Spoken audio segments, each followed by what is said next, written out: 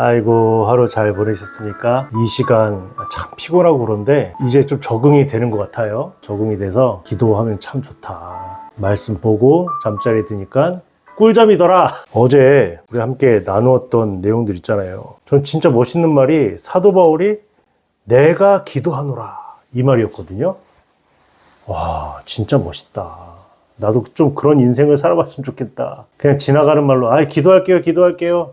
힘내세요. 기도할게요. 이게 아니라 내가 기도한다. 기도의 능력이 무엇인지를 좀 느꼈던 사람이라고 볼 수가 있겠죠. 예, 대단하다고 생각이 듭니다. 오늘은 빌립보서 1장 12절로 26절까지 말씀입니다. 여러분, 이 빌립보서 정말 사도 바울이 애타는 마음과 심정으로 쓰고 있다는 것을 다 느낄 것입니다. 이 본 단락에서 바울은 자신이 처한 상황과 그 상황에 대한 자신의 태도를 진술합니다. 비록 자신은 지금 감옥에 갇혀 있지만 오히려 그 상황이 복음의 진보에 도움이 되기 때문에 바울은 기뻐하고 또 기뻐한다라고 했습니다. 바울은 재판을 앞두고 생사의 기로에 있었지만 자신의 종말론적 구원을 확신했습니다. 빌립보 성도들의 유익을 위해서 자신이 풀려날 것이라는 것을 확신하고 있다는 겁니다. 그래서 12절부터 18절은 바울의 상황에 대해서 말하고요. 19절로 마지막 26절은 바울의 태도에 대해서 말하고 있습니다. 여러분, 복음 전파에 도움이 되는 지금 바울의 투옥의 상황들이다. 첫 번째, 바울에게 도움이 되고 유익하다라는 것을 보게 되는데, 그것은 시대 사람들 밖에 있는 사람들에게 복음을 전할 기회가 됐다는 겁니다. 어떻게 이렇게 생각할 수 있을까요? 만약에 우리가 복음을 증거하다가 갇혔다고 보세요. 그러면 과연 이렇게 이게 유익하다, 나에게 기회다, 이렇게 생각할 수 있는 사람이 몇 사람이나 될까요? 거의 희박하지 않을까 생각이 드는데, 사도 바울은 이게 유익하다는 거예요. 기회다. 정말 성공했던 사람들을 보면 위기가 기회라고 말을 하죠. 위기와 기회는 늘 동전의 양면처럼 함께 가는 것을 보게 됩니다. 그런데 어떤 사람은 그 위기가 나는 이제 끝이야, 안 돼 절망으로 가는 사람이 있고, 어떤 사람은 그 위기를 통해서 기회로 여기고 한 발 한 발 더 앞서 나갈 수 있는 일들도 있는 것처럼, 우리는 오늘 말씀을 통하여서 사도 바울이 이것을 기회로 삼는 것은 어떤 의미가 있는지 좀 말씀 속에서 그것을 찾아야 될 줄 믿습니다. 바울에게는 복음을 전할 기회가 된 거예요. 또 형제 중에 다수에게는 바울이 투옥됨으로 주님 안에서 무엇을 얻습니까? 확신을 얻는 거예요. 대단하다. 바울 자체도 기회가 되고 그것을 보면서 도전을 받았던 사람들에게는 주님 안에서 확신이 있게 되었다. 그래서 하나님께서 하시는 일들 가운데 그냥 버려지는 것은 없음을 우리가 알아야 합니다. 교회 안에서, 가정 안에서 신앙적으로 이런 것들이 나에게 있냐라고 했었을 때 우린 잘 생각해 보아야 합니다. 나에게도 유익이 되는 것이고, 주변의 사람들에게, 가족들에게, 또 친구들에게, 직장 함께하는 동료들에게, 또 더 나아가서 교회의 공동체에게 유익이 되는구나, 이것을 알아야 될 줄 믿습니다. 확신으로 나아간다. 그 다음에 보시면 이 두 가지 양상으로 이렇게 뻗어나가는 것을 보게 됩니다. 어떤 사람들은 투기와 분쟁으로, 또 다른 사람들은 사랑과 착함으로 나아간대요. 사도 바울은 그래도 그리스도가 전파된다, 이렇게 말을 합니다. 투기와 분쟁이 있고 사랑과 착함이 있는데도 불구하고 그래도 복음이 증거되고 있으니까 이것은 참 좋은 거야, 기뻐할 수밖에 없는 거야, 이런 식으로 받아들인다는 거예요. 정말 대단한 사람입니다. 우리가 이렇게 할 수 있을까? 복음이 증거되는 데 있어서 그 중심, 우리의 보배이신 예수 그리스도가 증거되어지고 전파되어지면 그것으로 감사하다는 거예요. 기뻐한다. 전파되는 것 그 자체. 우리가 그것을 생각해 보아야 합니다. 그러면서 나의 간절한 기대와 소망에 대해서 말을 합니다. 그것이 무엇이냐면 살든지 죽든지예요. 말씀을 드렸죠. 재판을 앞두고 생사의 기로에 있었다. 그런데 살든지 죽든지 그것은 그렇게 중요하지 않는 것이다. 우리 믿는 사람들에게 어떻습니까? 삶과 죽음, 그것은 그렇게 중요하지 않아요. 왜냐? 나의 그 죄를 모두 다 예수님께서 용서해 주셨기 때문에, 나를 또 구원해 주셨기 때문에 이제 주님을 위해서 사는 것이지, 이렇게 살다 죽으면 어떡하나 이런 걱정하면서 사는 존재가 우리가 아니라는 거예요. 걱정하고 계십니까? 근심하고 있어요? 죽음이라는 것이 두려움으로 다가옵니까? 여러분 보면 처음부터 다시 시작해야 되는 거예요. 나의 간절한 기대와 소망이 무엇이냐면, 살든지 죽든지 우리 주님이 존귀케 되어지는 거다. 주님이 존귀케 되어지고 제일 귀하신 분이 영광을 받으시는 것, 그것을 기뻐하는. 그러니 이는 내게 사는 것이 그리스도인이 죽는 것도 유익하다.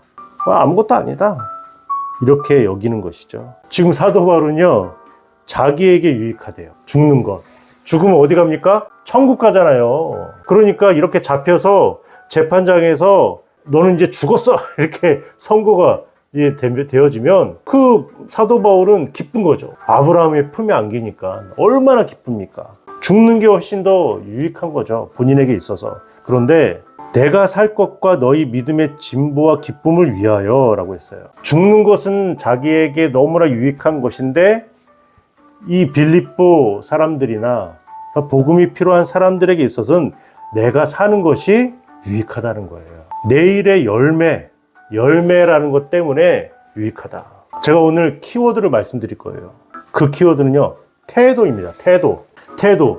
태도라는 것은요, 어떤 일이나 상황 따위에 대해서 취하는 입장을 말합니다. 또 몸의 동작이나 몸을 가르는 모양새를 말하고요, 마음가짐을 말하고요, 자세를 말합니다. 우리는 그것을 다 태도라고 말해요. 영어로는 많이 있죠. 스탠스, 애티튜드 이렇게 말하잖아요. 포지션, 뷰포인트 여러 가지로 나눠서 이야기하는데 다 태도예요. 우리의 삶의 태도가 완전히 달라지는 것을 경험하게 된다는 거예요. 한순간에 예수님을 믿으니까 이제는 삶과 죽음의 그런 문제를 넘어서서 복음을 위해서 살아가는 자가 되더라. 그런 자는 기도하는 자예요. 내가 기도하노라 이렇게 담대히 말할 수 있는 자가 된다는 것입니다. 태도가 중요하겠구나. 그러니까 지금 투기와 분쟁으로 또 사랑과 착함으로 이렇게 복음을 증거하는 사람들 다 괜찮다는 거예요. 예수님이 증거되어지고 전파되니까 그것으로 너무 감사하고 기뻐한다는 거예요. 우리 어떻습니까? 계층이 나눠져 있고 사회적인 지위가 나눠져 있고 참 차별이 극도로 심각해지는 세상 속에서 살고 있어요. 그런데 어떻습니까? 예수님만 존귀케 되어지는 이 삶을 살아가는 거예요. 그런 것들을 다 넘어서서 정말 멋진 삶을 살아갈 수 있지 않겠습니까? 저와 여러분이 좀 힘을 내셔야 됩니다. 근데 힘을 낼 수 있는 것은요, 많은 것들 저도 해봤는데 기도밖에 없더라고요. 여러분, 오늘 큐티 말씀을 함께 나누었는데, 나의 태도가 어떠한지, 나의 유익만 구하면서 살아가는 자가 아니라 주님을 위해서라면 내가 정말 그 땅바닥에 꼬라 박아도 상관없고, 내가 그냥 비천한 삶을 살아도요 상관없는 거예요. 우리 주님을 위해서라면요. 이것이 여러분 태도입니다. 태도. 그 마음가짐과 자세예요. 그런 태도가 준비됐습니까? 예배를 향한 나의 태도가 어떻습니까? 하나님을 향한 나의 태도가 어때요? 물질에 대한 나의 태도가 어떻습니까? 굉장히 중요한 거잖아요. 요즘 11조 안 하는 사람 다음에 얘기할 거예요. 지금 그냥 스킵하는 정도? 이런 건데, 물질에 대한 그 나의 태도가 어떠한지. 모든 것이 주님으로부터 왔으니 주님께 드리는 것은 마땅하다. 이렇게 생각합니까? 그것은 다음에. 이런 부분, 나의 태도의 부분인 거예요. 절망하고 실망하고 막 넘어지고, 안 돼. 야, 이제 그만하자. 신앙생활도 이제 지쳐. 교회 가는 것도 힘들고, 교회에서 봉사하는 거 누구 하나 알아주지도 않고, 지친다. 그만하자. 이렇게 생각하고 있습니까? 근데 우리의 태도를 정하는 것이 무엇이라고요? 기도라는 거예요, 여러분. 기도를 깊이 하셔야 됩니다. 아직 그 기도가 습관이 들려지지 않았다면요, 여러분 좀 시간을 좀 정하셔야 돼요. 기도하셔야 됩니다. 기도밖에 없어요. 오늘도 기도하고 싶은데요, 복음 전파에 도움이 되는 것이라면 좀 과감하게 할 수 있는 우리들이 돼야 됩니다. 무엇인가 계속 해야 돼요. 나가서 전도하기도 하고, 이런 부분들이 나는 아무것도 아니다. 주님만이 존귀케 된다면 나는 어떤 것이든지 할 수 있다. 그렇게 되기 위해선 여러분 기도의 습관과 기도의 훈련들이 필요하더라. 오늘 그렇게 우리가 기도했으면 좋겠습니다. 그러면 세상이 달라 보이는 거예요. 완전히 다른 세상 가운데 우린 살게 되는 것입니다. 그것을 영에 속한 자들이라고 말하는 것입니다.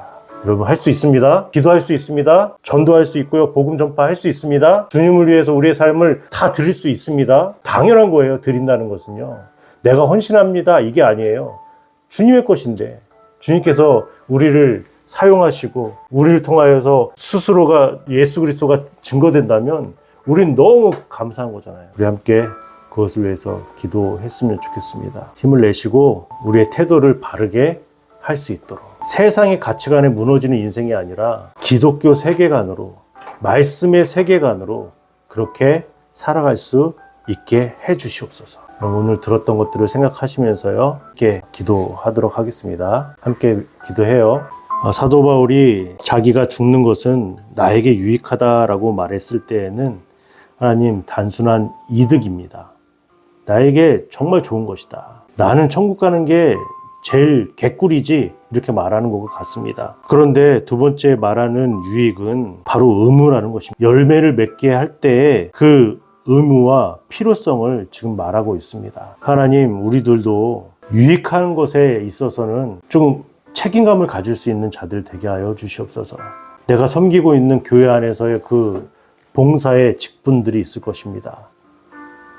힘들 때에는 하기 싫기도 하고 내가 원하는 대로 따라오지 않을 때에는 다 내려놓고 싶은 마음들도 들 때도 있습니다.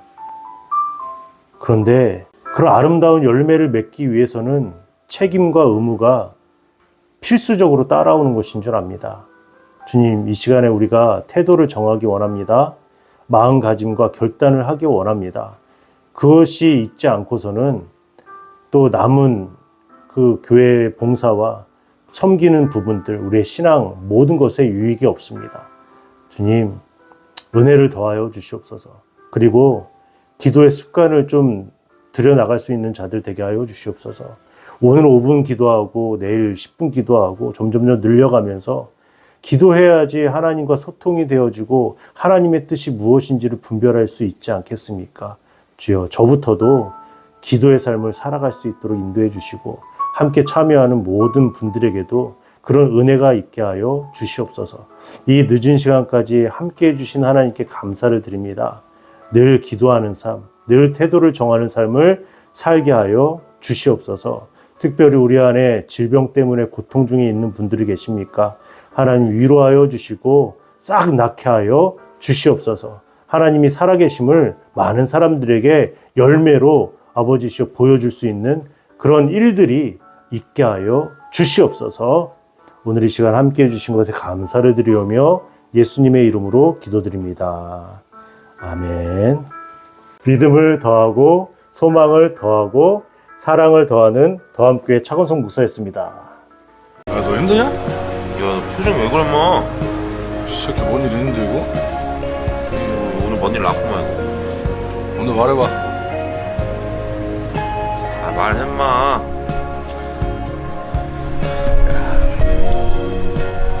야, 뭐 말하기 싫으면 안 해도 되는데 잘하고 있어. 새끼 어깨 펴고. 야, 네가 힘들다는 거는 네가 잘 살고 있던 반증이야. 어?